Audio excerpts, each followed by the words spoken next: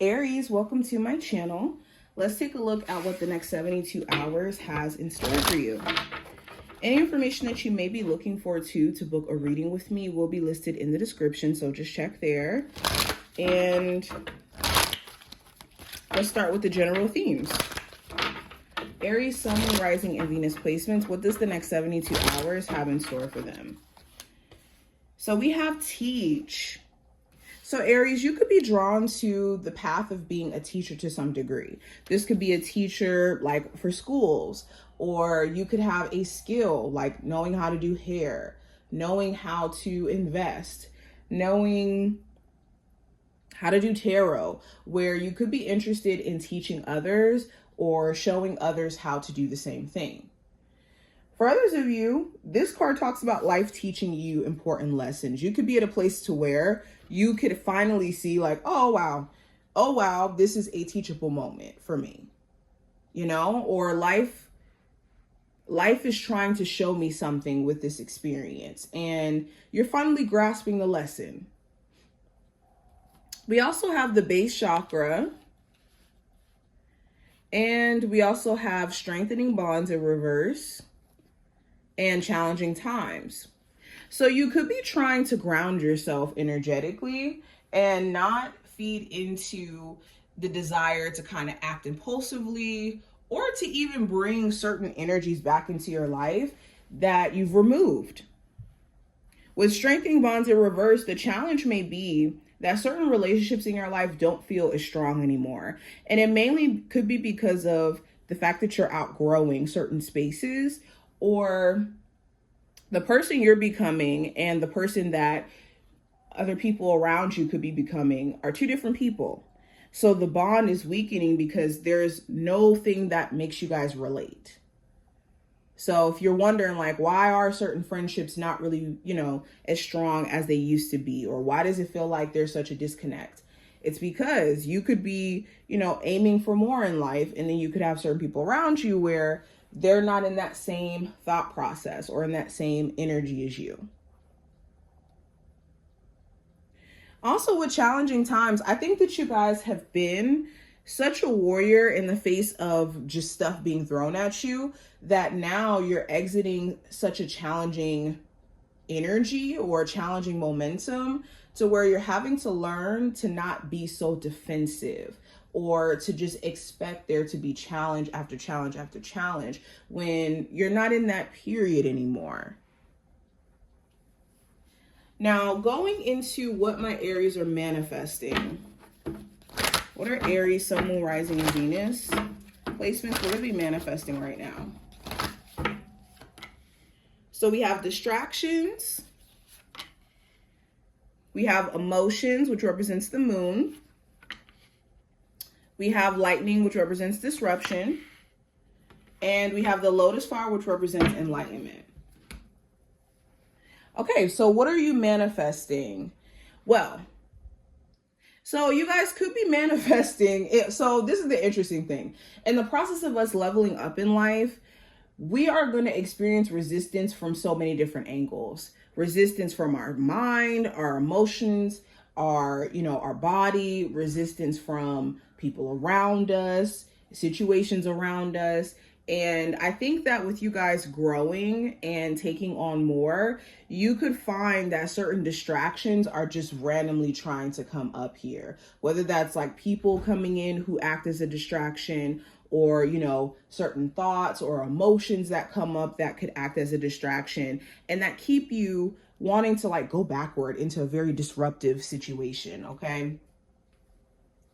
So be mindful of certain emotions that are rising that keep telling you to go backward towards things that are clearly distractions and clearly are disruptive. And you know this. Like, the interesting thing is, Aries, you know exactly what you need to be focusing your energy on and what you need to stay away from.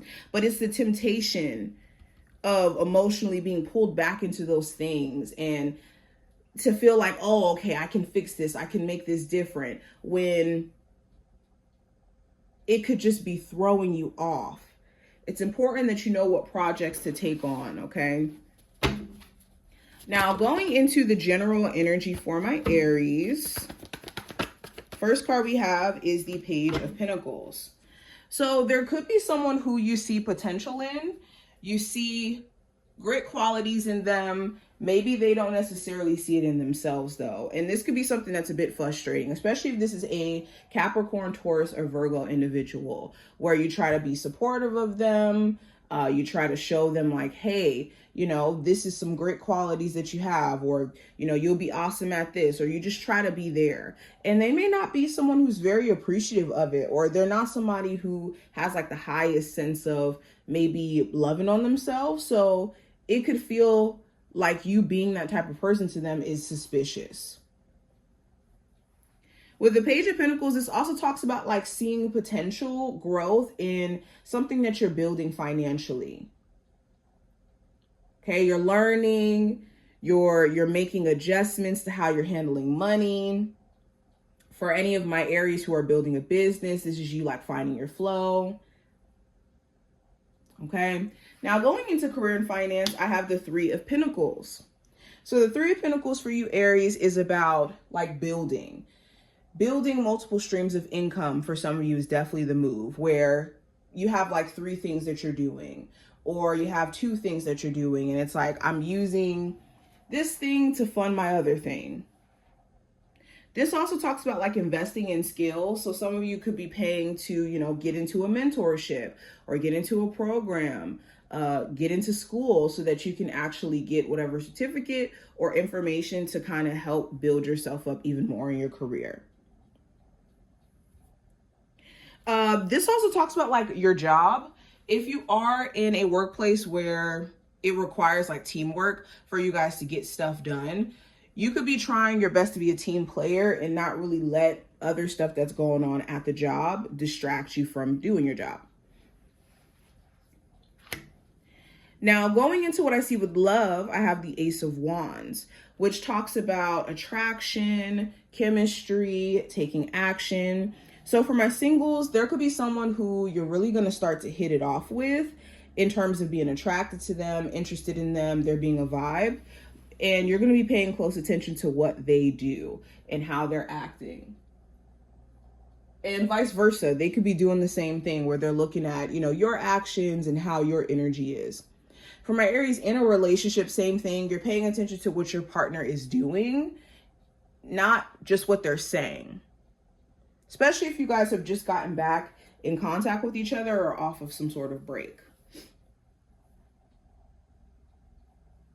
The Ace of Wands talks about also adding a spark of enjoyment. If things have felt really dry in your relationship and it's been too much of a focus on like problems, you could be realizing like this is why the relationship's not getting better. It's because the relationship is so like, it's such a war zone. There isn't a focus on what you guys originally got into a relationship for, which is to love on each other, not, you know, be at odds and I'm in my ego, so I don't want to talk to you. Like the defensiveness could be just way too much and not really helping things.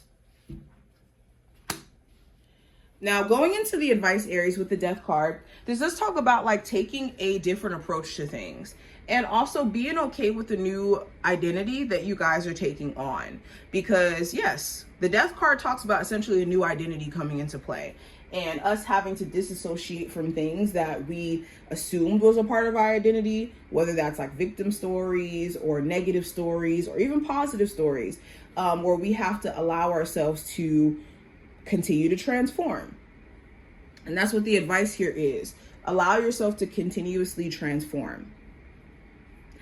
Also, if there is someone else around you who you know they genuinely do need to grow and change, give them the space to do that. A lot of times we want people to stay in our lives, you know, and become better people right along with us. But unfortunately, we might have to be that catalyst for this person to grow on their own. And very rarely do people, you know, grow with us, you know, like how we would like to. So with the Death card, yes, it may be painful that certain individuals can't grow with you. And the type of growing that they may need to do is more of a solo journey. And don't take that to heart, is the message.